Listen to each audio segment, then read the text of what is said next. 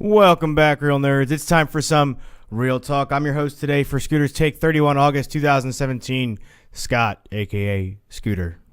My name's in the title of the show, yay. I don't know. Hi, guys. No, so we have some really cool news. This is Scooter's Take. If you didn't know, this is a Monday through Thursday daily show, I guess you could say, from 1 p.m. to 1:30 p.m. Eastern Standard Time, where I bring you the fast, the gritty, the nerdy news of the day. The nerdly news, as I like to say it. So let's just hop right into it. I say hop because we played Rabbids earlier. Actually, real quick, I just found something out about 2 minutes before we went live. I got an email from Nest. So I'm one of those people who has like smart things in their house, like the Internet of Things devices. And we have a Nest thermostat. They just released a new thermostat called the Nest Thermostat E. It's supposed to be like a more energy saving version of it because it doesn't have like the LCD display. With all the craziness. It's basically just like a glossed matte white, kind of like just fades in the back. Has like a light up for just the numbers. So it's more easy to use. I think it's going to be cheaper. I tried looking up the price. I couldn't find anything, and the website's down on nest.com. So, excuse me, that's out there. So if you're looking for a cheaper version, or if you already have a Nest thermostat, you like how it works, but you have two thermostats in your house, like some people might, you can always go buy that one, being a little bit cheaper, more energy efficient. It uses the same stuff, so same app and everything. Now, next up, we got Marvel's Inhuman. It's gonna be this is a new television series that's been, it's been confirmed for a while. It's already been, published and everything like that. But it's now available to be watched in theaters. They're doing a kind of like a first chapter experience in IMAX. So if you have an IMAX theater near you that's selling tickets, go check it out. The series that will be on ABC starting September 29th. So you don't need to go see this to watch the beginning. But if you're into the Inhumans comics, stuff like that, there you go. You get a better experience by seeing it in IMAX. Next up, we have some Sonic Heroes news. Sonic Forces. I'm so used to Sonic Heroes. So this is kind of like really cool to me. So Sonic Forces finally has a release date, and it's not $60. It's like, yes. So this is a new game. $40. $40 American. 40. So pre-orders are now open for the physical bonus edition of Sonic Forces. The physical bonus edition is $40. Now, does that mean that there might be a different version that's not a bonus edition that comes cheaper? Who knows? But physical bonus edition is now priced at $40, scheduled to release on November 7th. Of 2017. So that's a couple months away. Now, in this bonus edition, you get the game. Now, this is going to be out for Xbox One, Nintendo Switch, PS4, all the greats, right? You get 5 game add-ons, I believe it is. Let me make sure 5. You get the Jet Set radio, glasses and outfit, the Persona 5 mask and outfit. You get a Puyo Puyo hat, a Super Monkey Ball ears and outfit, and a Knight's hat and outfit. I'm pretty sure that's standard. Yep. So that's every single system. It's the same stuff. You also get, which I think this is like the coolest thing, even if it's not even good quality, just the fact that they're adding it in and having the game as $40 is really cool. You're getting a controller skin. So for whatever system that you end up buying this for, you're going to get a skin for it. And I was kind of like, oh no, will the Switch not get that? Because, the Switch's controller is kind of weird. And it's like, which controller is it going to be for? So for the Switch, you are going to get the actual controller that comes with the system. Not the charging version, but the regular, just like docked handheld for the Joy-Cons. Not the Pro controller, but like the actual it looks like a puppy dog, controller thing, right? So that will be the way the skin will fit on it. So it goes in the two front of the Joy-Cons, and then that black portion that's in the middle that connects them. So it still looks really nice. You kind of get more of like a photo out of it because it's more of a square. The Xbox One looks really, really nice as well. And then the PS4 one was pretty good.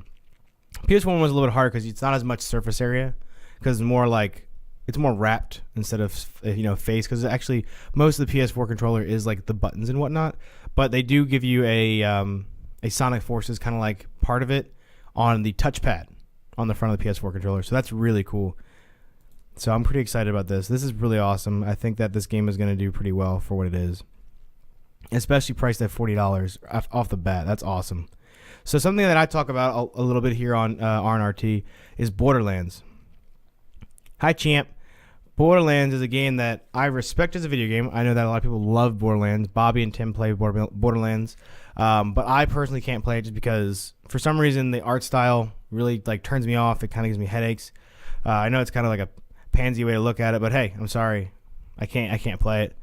But apparently Borderlands, there's an article out on IGN by Alex Osborne, and it's titled "Borderlands Art Style Put a Ceiling on the Franchise's Success," says Gearbox CEO. So basically, I'm not gonna get too much into this, but basically, it's coming about again where the branding issue of Borderlands, or like the animation issue of that game, of that series, kind of turns it away from a big bulk of the video game industry's customers, the gamers, because only people who really like that art style or just really like that game content or are involved in that storyline as well will actually keep buying those games. But like if a new Borderlands game comes out, I'm probably not going to buy it. Like there's not a reason for me to buy it. One, I'm not invested in the series and they already have a bunch of games for it. Two, I can't play the game because of the art style. But if Borderlands came out in a different art style, I would probably check it out. At least I would let Bobby go play it, and then I just like watch him and then be like, okay, I can play this. Cool. So I can see where they're coming from. It's a big issue, especially because it's very specific on how they do their art style. But next up, we got some Star Wars news. So we actually have a little bit of Star Wars news today, which is why I'm kind of excited a lot. So a lot of so this is kind of like a spoiler alert. So if you don't want to know anything about the new Star Wars The Last Jedi movie coming out, do you not just pause here? All right. Yeah. Just pause here. But we have so Lego Star Wars. So Star Wars Lego pieces, like the actual sets, have kind of leaked some new information, and it's not like this isn't like plot lines. So I should probably, depict that part. So I'm not going to be like, oh look, I found this out about the movie. But they have released new toys for Lego Star Wars, like the actual buildables, and they're depicting new vehicles. So we have like a new AT-AT or AT-AT looking vehicle. We have, and it just looks like sleeker, more modern. It still has like the essence of an AT-AT, but like the head, it's slightly more rounded edges, not as boxy as it was. The face is a little bit different. They have a Star Destroyer here, a little bit different, but pretty much the same thing. They have some weird kind of like it's called a First Order Heavy Scout Walker. So it's kind of like a spider. It's kind of cool. They also have some new ships out for Kylo Ren. Kylo Ren's TIE Fighter. It's wider. It's kind of more bat-wingy. It looks like if Batman built it, honestly. We have a Resistance transport pod that's new, and a Resistance bomber. Oh wow, it's kind of cool. So it kind of looks like if you were to take like our bombers from like the World War II, like they're kind of like they look kind of very ovally like rounded, big, bulky because they got to carry all those bombs. It kind of takes on that effect too. It's like an X-wing that got turned out. Oh no, it's like a Y-wing that got turned out. Interesting. Some new outfits for troopers. Let's see, elite TIE fighter pilots. Yeah, stuff like that. I mean, like these aren't like huge things, but they are really cool. And if you want to know what some of the new stuff's going to look like, there's that. So, going into some more Star Wars, we have a new droid that was revealed in The Last Jedi. So we have BB-8, and now we have BB-9E. So it's BB-8 was BB-8. This one's called BB-9E. So it looks think of BB-8. He's white with the orange, right? BB-9E is black, kind of like, just think like Darth Vader-y color, with like a two-tone gray. And instead of a rounded head, he has like a dipped-in head, kind of like the old droids. So he still looks really cute, not gonna lie. It's like a little dark side BB-8. It's dope. I like how they're going with this spherical look. It's really nice, and it definitely helps the storyline when they're going over like traversing like crazy terrain, like R2-D2. I'm sorry, but you would have never made that. Still love you though. Also, a new toy revealed was Snoke. Now this isn't like a confirmation or whatever, but it's basically depicting him as not being huge. So his stature his height and everything is kind of just like average, normal. When it comes to the toy, but they haven't confirmed or denied, saying that the toy doesn't represent his actual height.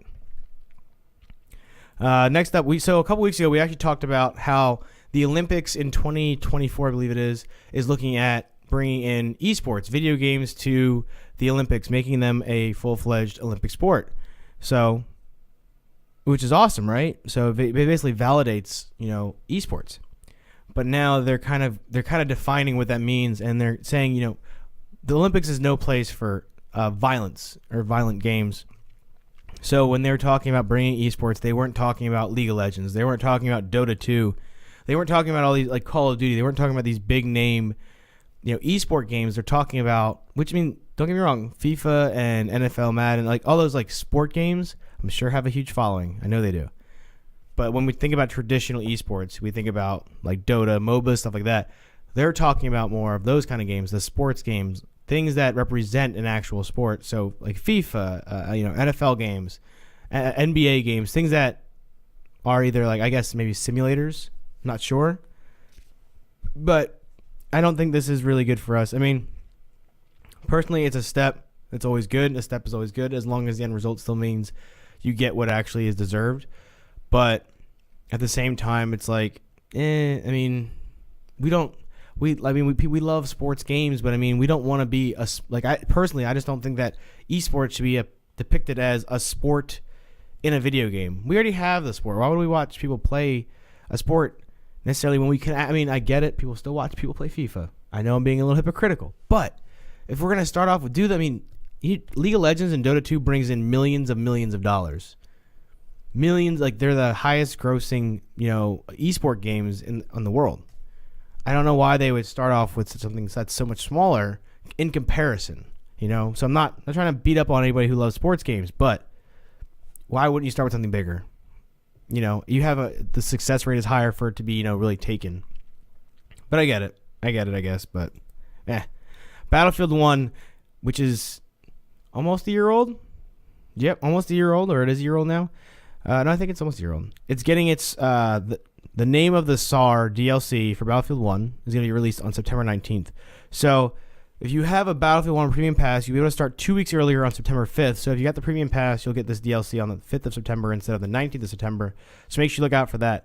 Now it's going to have 6 new maps, new weapons and vehicles, the Russian army, and added cavalry options or opportunities with the Hussars and the new supply drop mode. So if you're a Battlefield 1 player, make sure you check that out. September 5th if you're a Premium Pass holder, or September 19th for everyone else. Second to last news we got. Let me make sure I check the chat. Ooh, give me the good border news. Oh, sorry. Second to last, we got some Pokemon Go news. So for all you Pokemon Go nuts, go nuts. It's like donuts. Anyways, Pokemon Go is adding Gen 2 legendary Pokemon, Raikou, Entei, and Suicune. They will be added on September 30th. Each of these 3 will appear in raid battles in one region at a time from today until September 30th. I'm sorry, from today. I read that wrong. I usually look for dates when I proofread, or kind of just scan. So from today until September 30th, Raikou will appear in gyms in the Americas, Entei will appear in gyms in Europe and Africa, and Suicune will be in gyms in the Asia-Pacific region. On September 30th, the Pokemon will swap locations for a month and then swap one more time to their last remaining region on October 31st, making the full set eventually available worldwide. So, since I read that word for fucking word, make sure you go check that out at IGN.com. This is an article by Andrew Goldfarb, which I actually, one of my favorite writers when it comes to video game news. So, there you go. The next 3 months, starting now. Get your legendaries, sort of legendaries. They're just EVs. Go get them. That's a shout out to Lily and Tyler. They love Pokemon Go. Last but not least, well, it is last, but it's not least. I love iPhones. Apple's iPhone 8 event is happening on September 12th. That's all I have for you today. It's been Scooter's Take, 31 August 2017. I'll see you tomorrow in 2017. See that in my head? I wanted to say September, but I just fucked it up and said 2017. So there you go. There's a gift for you. I'll see you tomorrow in September. Have a great day, guys. Stay nerdy. Love ya.